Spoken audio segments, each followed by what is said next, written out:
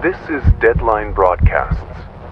Tonight's transmission is not a story. It's a warning. Listen closely. And whatever you do, don't open the door. David Mercer hadn't shared this in a very long time. Not even with his closest friends. But he's writing it down now because last night, at exactly 2:12 a.m., he heard the tapping again. Same rhythm. Same pause. That same awful twist in his stomach, like something cold crawling up his spine. When David was a kid, he thought it was a ghost. He knows it sounds silly now, but when you're young, you just feel things in your bones. You don't need proof. You don't question why the hallway gives you headaches or why the back room feels like it's listening to you. You just know something's not right, and something really wasn't right in that place. They moved in when David was 10, a creaky little motel on the edge of a forgotten highway. Sagging roof, peeling paint. The air always smelled like wet wood. His aunt called it a cheap opportunity. She just started dating someone new, Tom. He helped her buy the place but stayed back in the city for a while. So for a bit, it was just David and her. That first night, he couldn't sleep. He figured it was just the weirdness of the new room. Until he heard it. Tap. Just once. Soft. Like someone gently drumming their finger on the door. He sat up, heart racing. Tap, tap, tap. 3 more. Slow. Intentional. Then, nothing. He got up and peeked into the hallway. Nobody was there. He asked his aunt the next morning if she'd checked on him. She shook her head, looked pale. Her hand trembled while pouring cereal. He noticed a faint red scratch on her cheek. She said it was from brushing past a branch. That night, he stacked his backpack and a chair in front of the door. Just to feel safer. The tapping returned. Same time, just past 2 in the morning. But it got weirder. There was a dragging sound. Like something dull scraping along the carpet. And then breathing, wet and uneven, right on the other side of the door. He heard it try to say something, but the words were too slow, too thick. Then came the smell, like burnt dust and something spoiled, like trash left too long in the sun. He didn't sleep, just stared at the door with his phone light in his hand. The next morning, his aunt had a deep bruise on her shoulder. It looked like someone had gripped her too tightly. She said she slipped in the shower. She wouldn't meet his eyes. The nights got worse. Sometimes he'd hear it twist the doorknob. Sometimes it would crawl down the hallway, slowly brushing against the walls. Once, he swears he heard someone crying softly, like they were hiding, too scared to speak. Sometimes it was outside his room. Sometimes he'd hear it near the lobby or kitchen. But someone always ended up hurt. The worst night came when he forgot to block the door. He was half asleep when he heard it creak open. He didn't move. He pulled the covers over his head. Something came inside. Its steps were uneven, heavy.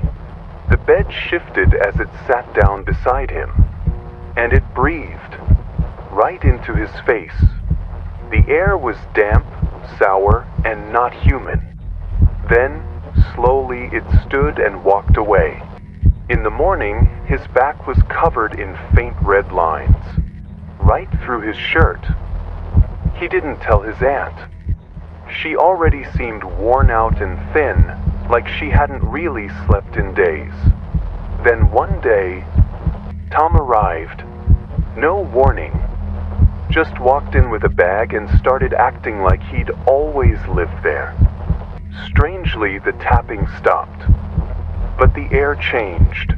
Heavier, thicker, like the motel didn't want to breathe anymore. His aunt stopped talking as much. She barely ate. That's when the dreams began. He saw something tall standing just beyond the hallway light. Its face wasn't a face, just a mouth. Too wide, too many teeth. Sometimes he woke up with bruises, sometimes with motel dust under his fingernails. Once he woke up in the back lot. No shoes, hands scraped, knees sore. He told his aunt they needed to leave. She cried, said she'd try. That night she locked her door. He waited. 2:09 a.m. Footsteps.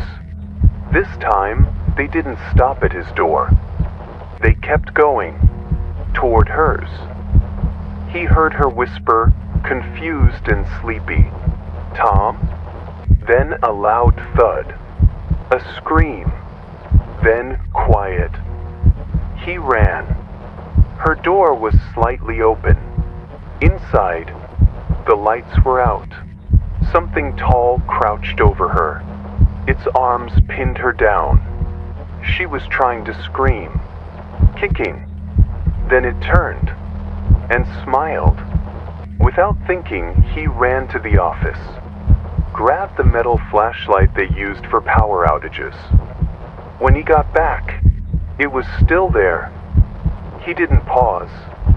He swung hard, again and again, until it fell. His aunt was screaming, but not at the thing, at him. He looked. It wasn't a creature.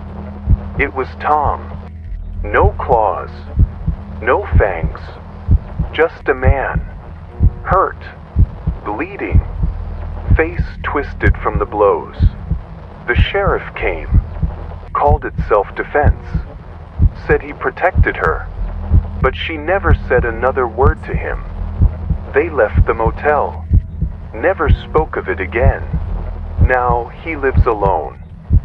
Small apartment, 3rd floor, quiet building, no strange doors, no cold spots. Still, last night, he woke up at 2:12 a.m.